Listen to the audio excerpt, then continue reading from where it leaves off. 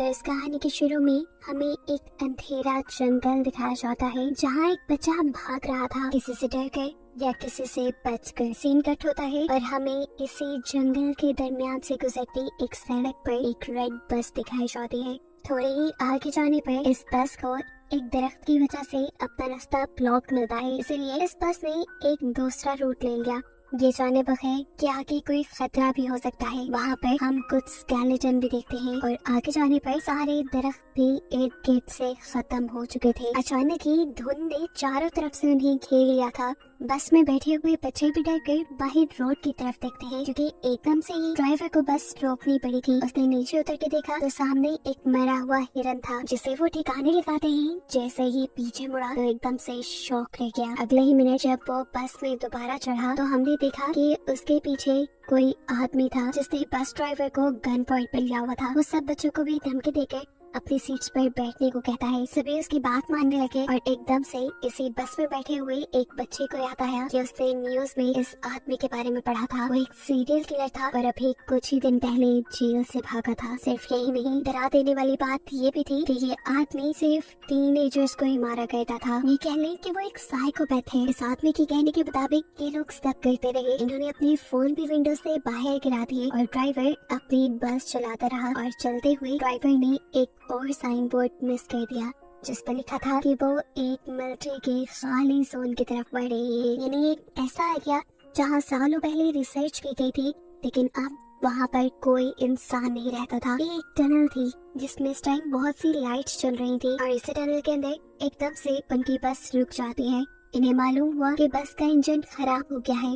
उस psychopath killer को लगा कि ड्राइवर उसके साथ चालाकी कर रहा है, इसीलिए उसने एक बच्चे को गन पॉइंट पे ले लिया और ड्राइवर से कहा, चलो उतरो नीचे और मेरे सामने बस ठीक करो। कोई भी चालाकी करने की कोशिश की तो मैं इस बच्चे को मार डालूंगा। इसी दौरान अचानक इस टनल की लाइट भी चली गई। ये सभी अचानक घबरा गए। एकदम से ही इस अंधेरी टनल में इन्हें खौफनाक आवाजें सुनाई देने लगी। किलर ने ड्राइवर को इशारा किया कि जाओ जाकर देखो वहाँ क्या है। ड्राइवर भी अपनी टॉर्च लेकर आगे बढ़ा। जैसे जैसे वो खूब अंधेरी की तरफ बढ़ता रहा, उसे एक साया दिखाई देने लगा। करीब जाने पे पता चला वो तो एक भयानक दिखने वाला मॉन्स्टर था। ड्राइवर ने डर के चीख मारी और उस मॉन्स्टर ने उसे चेस्ट से पकड़कर मार डाला। अंदर बस में बैठे हुए लोग ये सब कुछ देख रहे थे। वो किलर भी उस लड़के को लेकर जल्दी से बस के अंदर ही आ गया। ये लोग चिल्लाने लगे थे। किलर इन सब से खामोश रहने को कहता है ताकि वो मॉन्स्टर इन्हें देख ना पाए, सुन ना पाए, और तेजी से बस स्टार्ट करने की कोशिश करता है। लेकिन यहाँ पर बस की चाबी नहीं थी। वो तो थी अभी तक ड्राइवर के हाथ में, जिसे वो मॉन्स्टर मार चुका था। वो इन बच्चों को काम देता है ड्राइवर के हाथ से चाबी लाने का। एक लड़की जैसे ही चाबी लाने के लिए डरते डरते ड्राइवर के पास पहुंची तो उसे देखकर वो शौक रह गई। वो मर चुका था। लड़की को यकीन नहीं आ रहा था। हमसे उसके आंसू निकलने लगे, लेकिन ये रोने का वक्त नहीं था। उसने एहतियात से ड्राइवर के हाथ से चाबी ली और बस में वापस आ गई। बस में बैठकर भी उसकी हालत अजीब थी। बाकी बच्चे जब उससे ड्राइवर के बारे में पूछते हैं तो वो नाम सर हिला देती है, क्योंकि अब वो जिंदा नहीं रहा था। ये सुनकर ये सब बच्चे भी दुखी हो गए। यहाँ अभी किलर रेजी नाम के लड़के को बस स्टार्ट करने को कहता है, लेकिन बस तो खराब थी, कैसे स्टार्ट होती। उसे धमकी देता है कि अगर तुमने बस स्टार्ट ना की तो मैं इन सबको मार दूंगा। ये लड़का भी बाकी उसे लगा काफी जोशीला था। बिना डरे वो उल्टा इस किलर से ही बहस करने लगता है और मौका पाते ही पीछे से एक बच्चा उसे धक्का दे देता है। वो नीचे गिरा तो रेजी ने एकदम से उसके हाथ से एक गन छीन ली और फिर उसी के ऊपर पॉइंट कर दी। ये देखकर वो किलर हंसने लगा और उसने बोला, तुम नहीं मुझे मार सकते। अरे मारने के लिए बहुत हिम्मत चाहिए होती है जो तुम्हारे में नहीं। इससे पहले कि ये बच्चा कुछ करता, एकदम से इस बस की छत से इन्हें आवाज आती है। इस आवाज ने सबको डिस्ट्रैक्ट कर दिया और किलर ने दोबारा अपनी गन उनसे छीन ली। अब बस के ऊपर से आने वाली आवाजें भी बढ़ चुकी थी, जिसकी वजह से ये सारे बच्चे डर जाते हैं और गुस्से में किलर बस से उतरता है और चिल्लाने लगता है, जो भी हो अंधेरे से बाहर निकलो, मेरा सामना करो। वो यही सब कह रहा था कि एकदम से उसके बोलते ही बंद हो गई। उसके चेहरे पे अजीब खौफ से भरी मुस्कुराहट आई और एकदम से किसी ने उसके ऊपर हमला कर दिया। हमला करने वाले ने उसका सर धड़ से अलग कर दिया था और बस के अंदर से ये देखकर बच्चे बिल्कुल शॉक रह गए। वो खामोश हो चुके थे क्योंकि उन्हें क्रिएचर यानी मॉन्स्टर के एक हाथ में उस आदमी का सर और वो खौफनाक सी दिखने वाली क्रिएचर नजर आ रही थी। उसके हाथ में बहुत सारे टेंटिकल्स थे जो उसने इस आदमी के सर के अंदर फंसाए हुए थे। इन्हें समझ ही नहीं आ रही थी कि ये क्या करें। ये लोग अब अपनी जान बचाने के लिए इस बस के अंदर रहने का ही डिसाइड करते हैं, लेकिन तब तक ही जब तक इन्हें अपने बस के बाहर से अजीब आवाजें सुनाई नहीं देने लगी थी। कड़कड़ाती हुई आवाज से बस का दरवाजा खुला और इन्होंने बस की सीट के ऊपर उसी मॉन्स्टर के बड़े बड़े हाथ देखे। इन्हें मॉन्स्टर बस के अंदर आ चुका था, जिससे बचने के लिए ये बस के दूसरे डोर से नीचे की तरफ भागने लगे, पर ये दरवाजा नहीं खुला। उनके हाथ में टॉर्च थी, जिसका मुंह गलती से जब मॉन्स्टर की तरफ होता है तो ये नोटिस करते हैं कि मॉन्स्टर इस लाइट से डर रहा है। बस इसी चीज का फायदा उठाते हुए इन्होंने उस मॉन्स्टर को लाइट के जरिए ही दूर रोक के रखा कि जितने में इनकी बस का दरवाजा भी खुल गया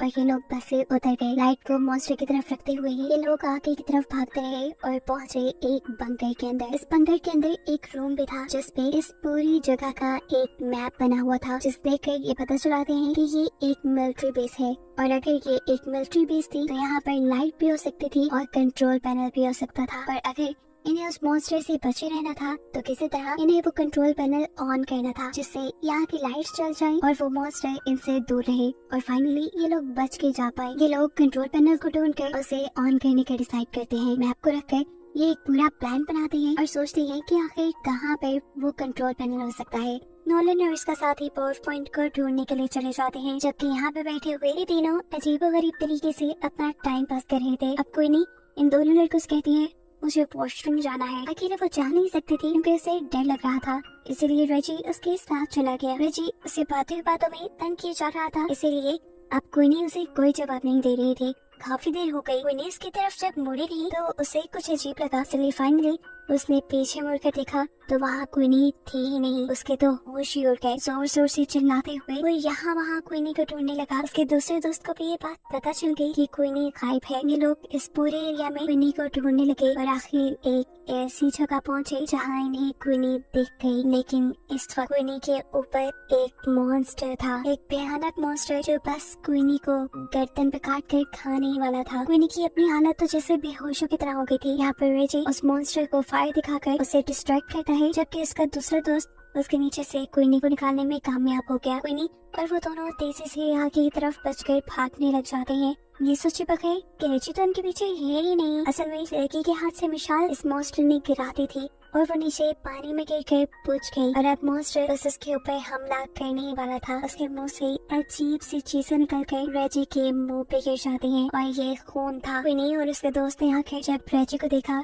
तो उनके होश ही उड़ गए। ये लोग तो अब कुछ कर भी नहीं सकते थे और इससे पहले कि ये मॉन्स्टर रेजी को खा जाता एकदम से यहाँ लाइट आ जाती है, जिसकी वजह से मॉन्स्टर डर कर रेजी को छोड़कर चला जाता है। और ये लोग समझ जाते हैं कि इनके दोस्तों को आखिर जनरेटर मिल ही गया। यहाँ नोलन और उसके साथ ही जिन्होंने ये जनरेटर ढूंढकर ऑन किया था, उन्हें ही पास में एक कमरा मिला जिसमें एक डेड बॉडी पड़ी हुई थी और साथ ही बहुत सारी पिक्चर और नोट्स भी थे। इन नोट्स में सिर्फ इसी क्रिएचर के बारे में इंफॉर्मेशन थी। ऐसा लग रहा था कि जैसे किसी ने इस क्रिएचर के ऊपर बहुत रिसर्च की है और फिर जैसे वो इसको मारने में कामयाब नहीं हो पाया। खैर ये सब पढ़ना इनका पॉइंट नहीं था। इनका पॉइंट था कि ये जल्दी सेफली इस कार से निकल जाए, इसीलिए ये पीछे की तरफ मुड़ते हैं तो इन्हें दूर से एक अजीब सा शैडो दिखाई देता है। ये दोनों डर गए। इन्होंने सांस तक रोक लिया क्योंकि आने वाला मॉन्स्टर भी हो सकता था। पर मालूम हुआ कि ये कोई मॉन्स्टर नहीं बल्कि उसके तीनों साथी थे, जिनको देखकर ये खुशी से उनके पास चले गए। ये खुशी सिर्फ एक पल की थी क्योंकि अगले ही पल उन्होंने क्वीनी की गर्दन पे एक निशान देखा।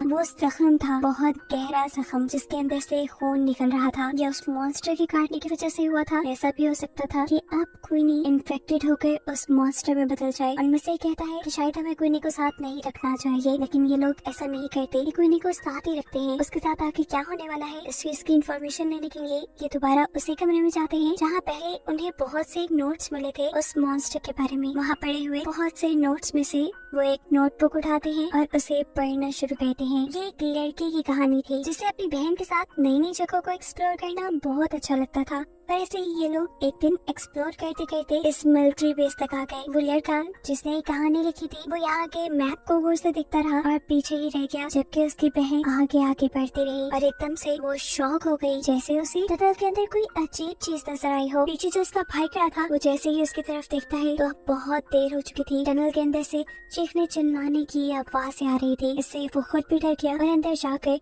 अपनी बहन को बचाने के बजाय वो जंगल की तरफ भागने लगा ताकि वो अपनी जान बचाकर यहाँ से जा सके। ये वही सीन है जो हमने मूवी के स्टार्ट में देखा था। इस टाइम ये बच्चा तो यहाँ से चला गया, लेकिन अब उसके दिमाग में ये इंसिडेंट रह गया था। उसके दिल में ये बात रह गई थी कि उसकी लापरवाही की वजह से उसकी बहन मारी गई, और अब वो उस चीज से बदला लेना चाहता था जिस चीज ने उसकी बहन को मारा था। सालों गुजरने के बावजूद भी वो कुछ नहीं भूल पाया। उसने इस मॉन्स्टर के ऊपर रिसर्च की, उसके बारे में एक एक चीज पता चलाई और फिर प्लान किया कि कैसे वो इस मॉन्स्टर को मार सकता है। उसने मॉन्स्टर को मारने के लिए एक मशीन तक बना डाली थी, लेकिन इससे पहले कि वो मॉन्स्टर को मार पाता, उसकी बुरी किस्मत के मॉन्स्टर ने उसके यहाँ होने का पता चला लिया और उसे ही मार डाला। उसी के बनाए नोट से ये लोग ये भी पता चला पाते हैं कि वो मॉन्स्टर जिसके ऊपर हमला कर लेता है या जिसका खून चख लेता है उसे मार कर ही रहता है। और अब क्वीनी के ऊपर बहुत ज्यादा खतरा था। ये लोग फैसला करते हैं कि क्वीनी को बचाने के लिए ये लोग लड़ेंगे। उस आदमी ने जो काम शुरू किया था उसे ये लोग पूरा करेंगे। उसकी मशीन को ये लोग कंप्लीट करेंगे और उस मॉन्स्टर को मार देंगे। लेकिन क्वीनी यहाँ कहती है, नहीं, मेरी वजह से कोई अपने आप को खतरे में नहीं डालेगा। लेकिन उसके सारे ही दोस्त अच्छे थे। वो कहते हैं,